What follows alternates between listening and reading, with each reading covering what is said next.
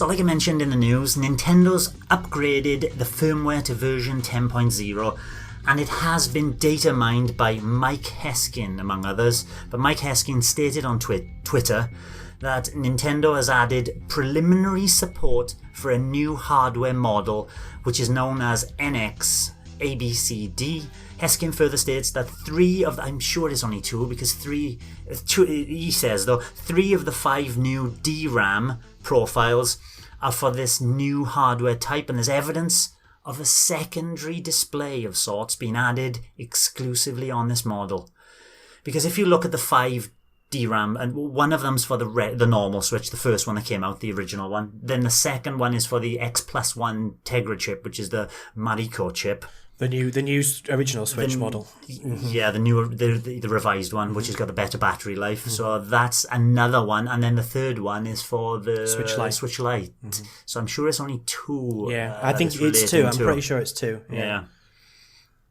So apparently, though, these new 2 Switch sets, they both start with the letter C.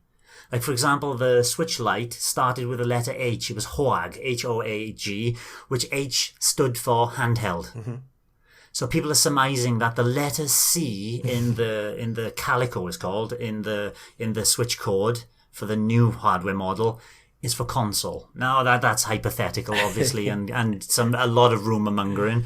But yes, I can see where they come that from. But they also said that the X1 Plus Mariko chipset is the more efficient one, is present in that newer model as well. So it doesn't look like the Switch if it is a newer model Switch, will be getting any more power than the revised version that we have already.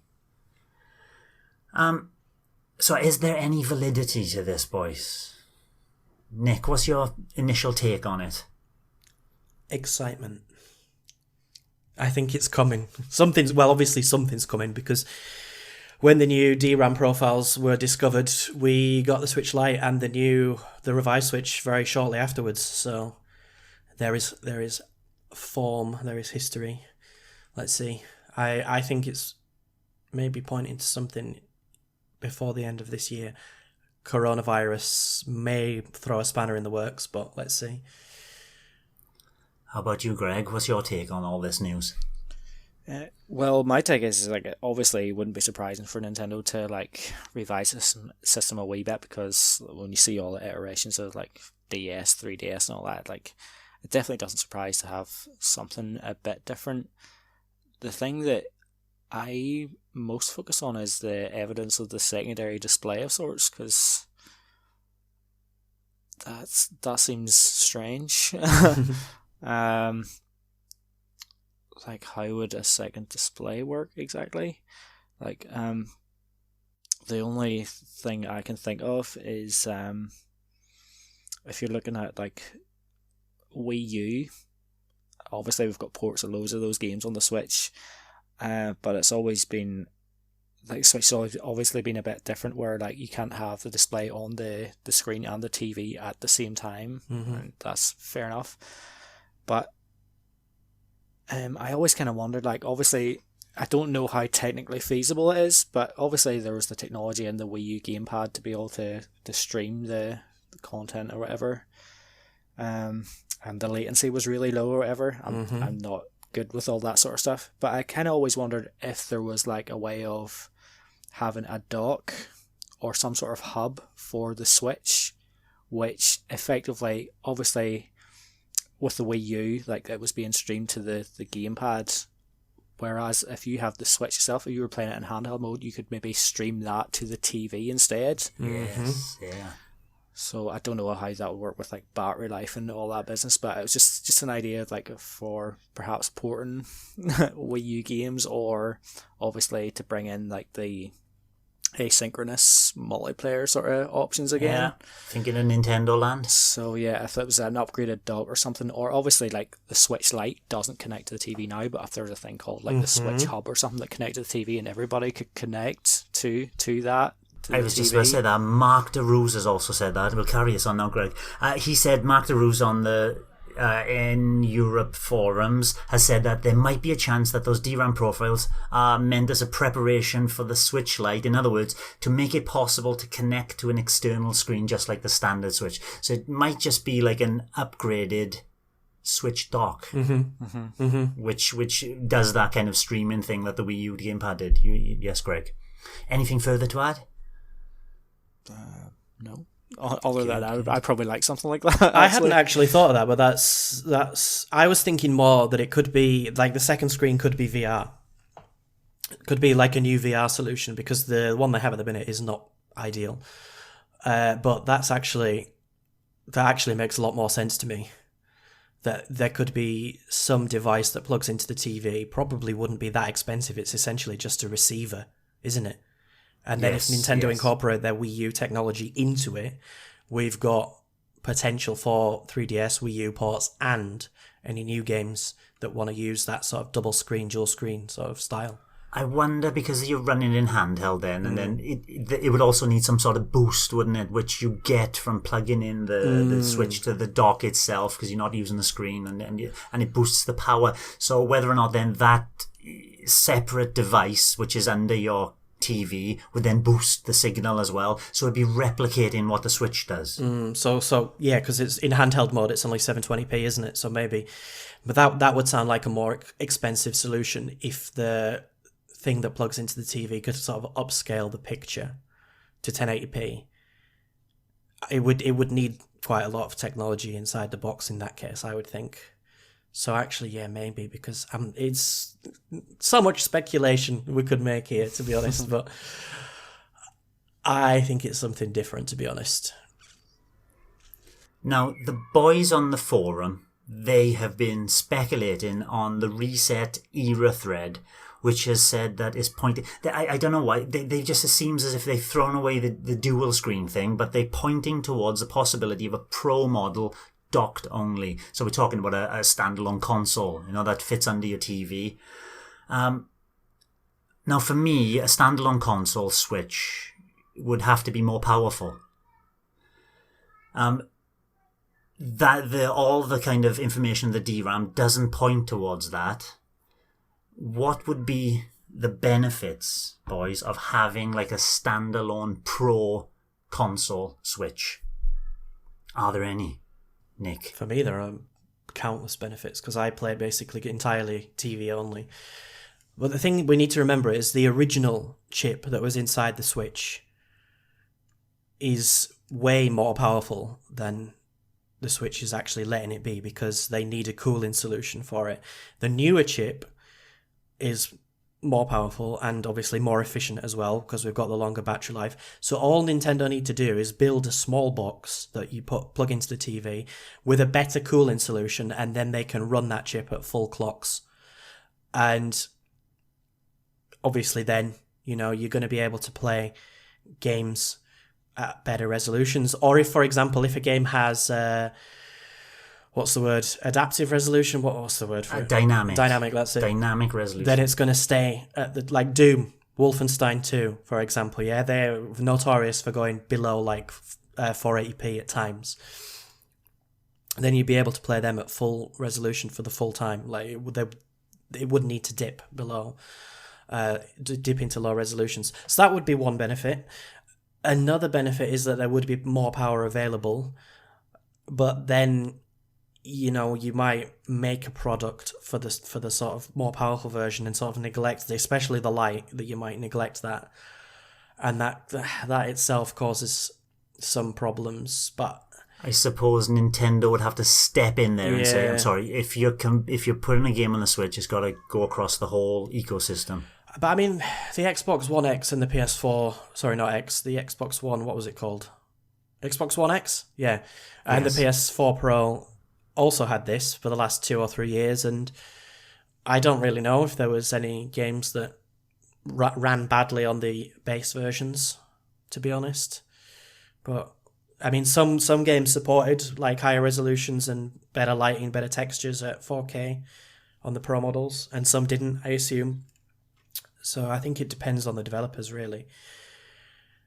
I don't know, but it's interesting. So yeah, I can see a similar situation as that. Greg, anything to add in that kind of area? I was going to say, like, the issue I have with all the different, like, models and capabilities and stuff is the way that, like, a lot of developers may optimize their games for certain ones, because obviously, like, we have, like, the ability to go from, like, TV to handheld now.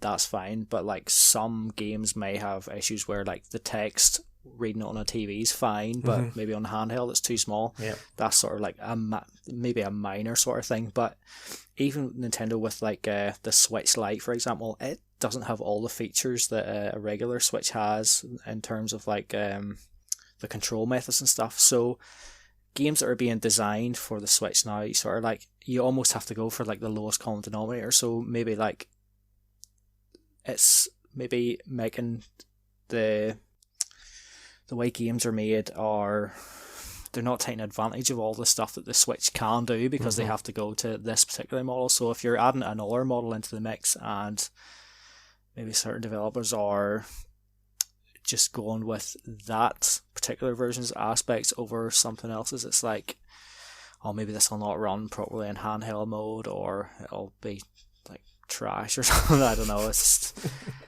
just open up a can of worms. And it's like, it's one of the reasons, like, I never got into PC games, like, when I was growing up or anything. It's just like that fact that, oh, will this run on my system, or having to check all these different aspects. It's like, when you bought a console, you knew if you bought a game for it, it worked there and then, and you didn't have to worry. And it's just, I don't like that's creeping into the console gaming these days. That's a big concern for me as well.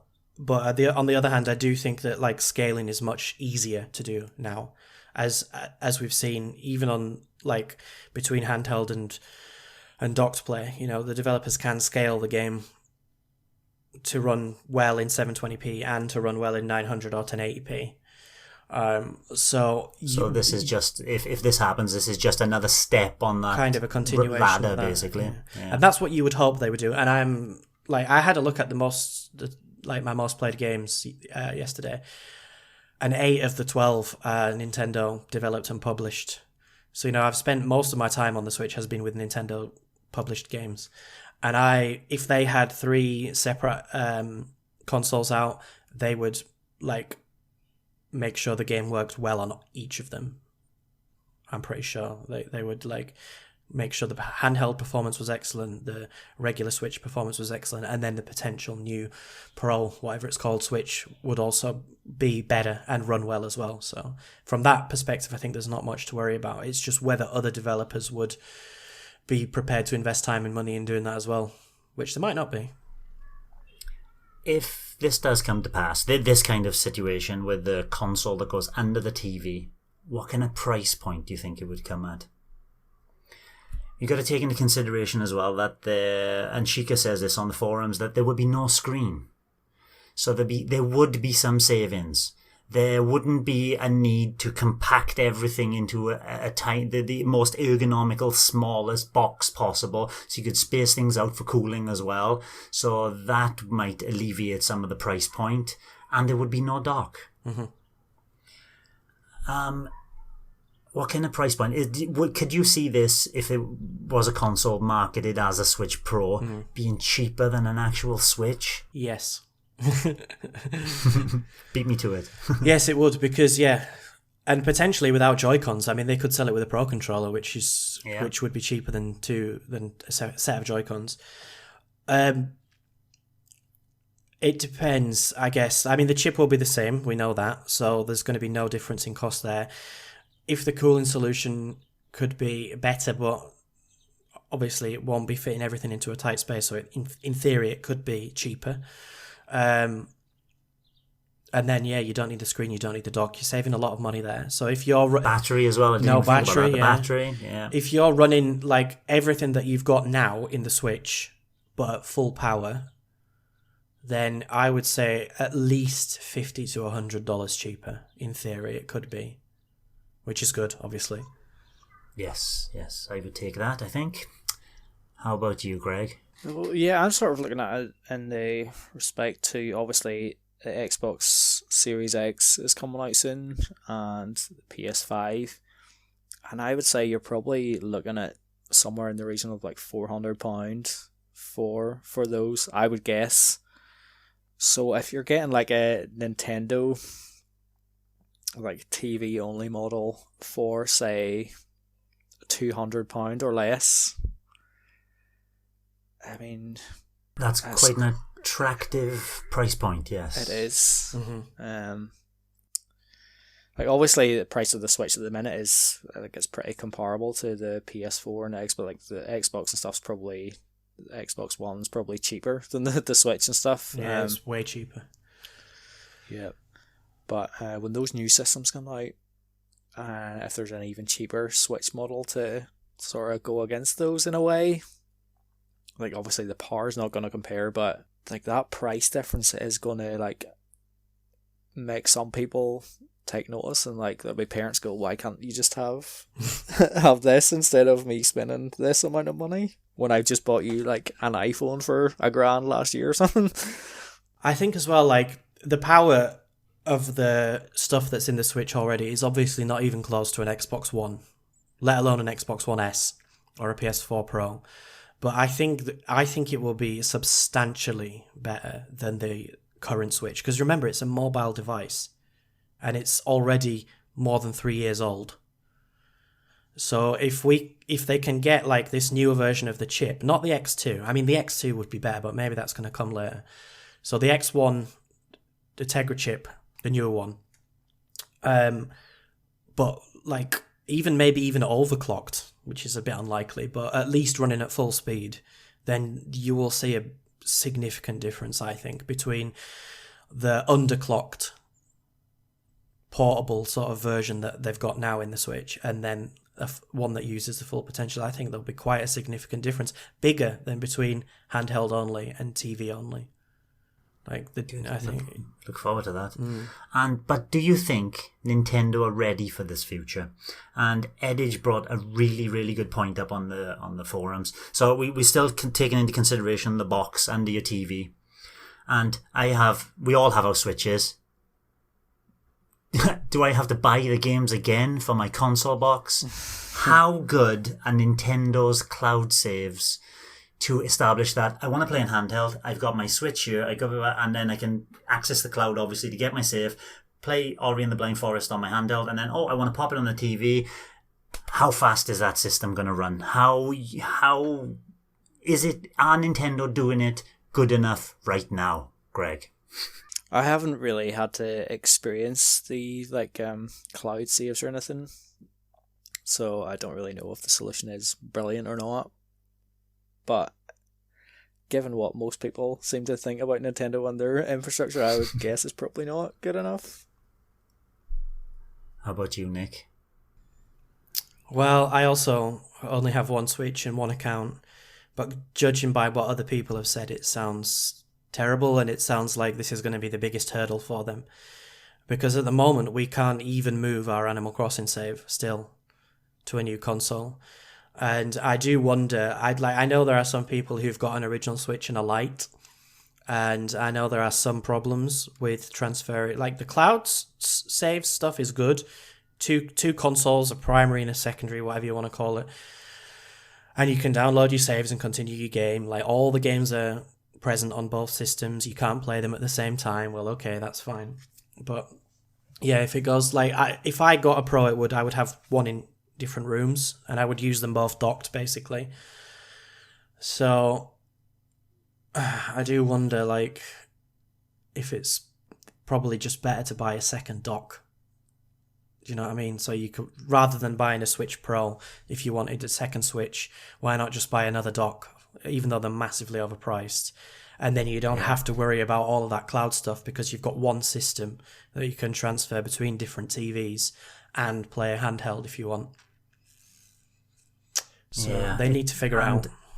A lot of the boys in the forum have brought up what Greg has said as well. You know, the Nintendo aren't ready for it, but maybe there's a hint at it with that save transfer, between the Switch system itself and the SD card. Maybe there's a little hint there that they are utilizing it now, and it's a start. We'll see anyway. We'll see. Maybe there'll be some more family, family accounts. This is what bothers me, is that if my son gets a Switch, what am I going to do? Am I going to just leave it for him, or am I going to put that as a primary, secondary? And then it gets really, really confusing. And Nintendo need to sort the messaging out and the ease of access, especially for families. Mm-hmm. If you want us to buy a second, third Switch and an under-the-TV box.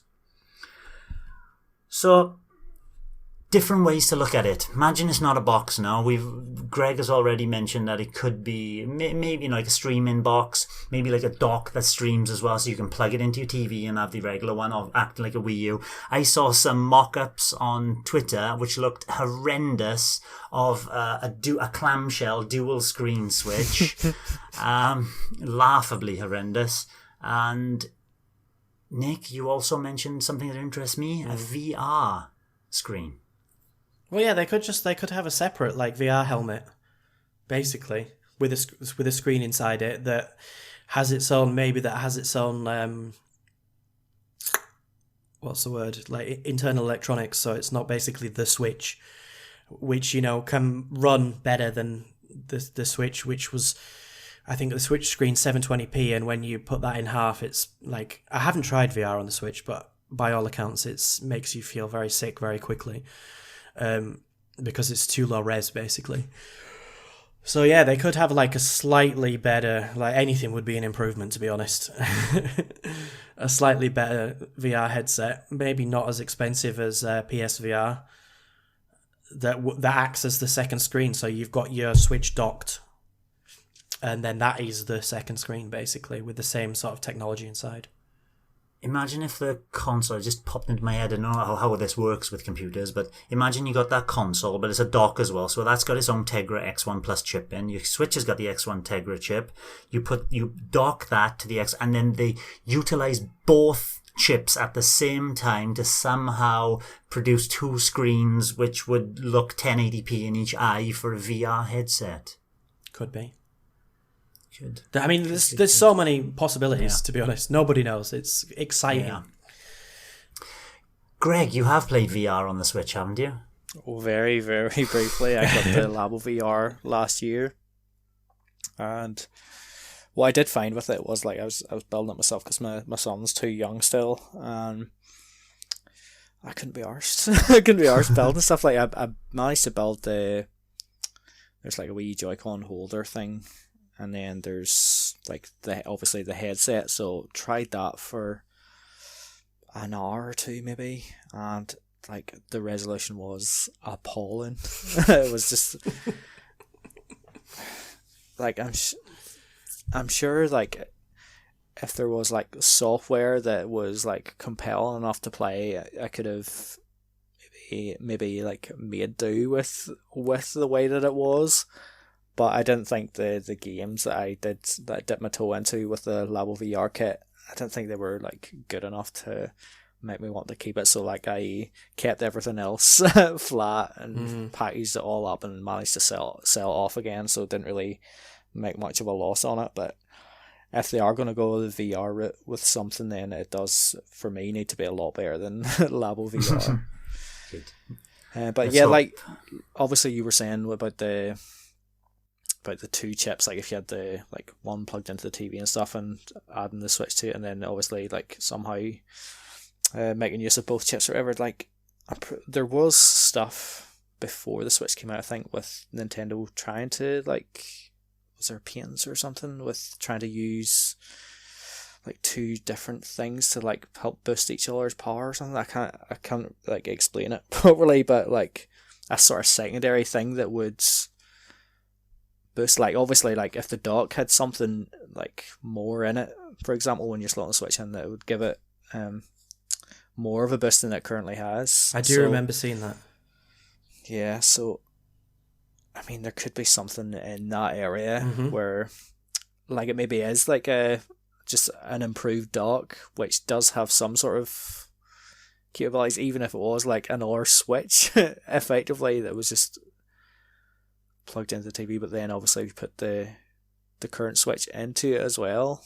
Maybe it's something more, or you can obviously use it for those like Wii U aspects that we discussed earlier. I don't know how computers work. You know, in physics, you got a plank of wood, and you put a plank of wood across, and you put 5 kilograms on it, and the plank of wood snaps. Then you put 2 planks of wood, one on top of each other.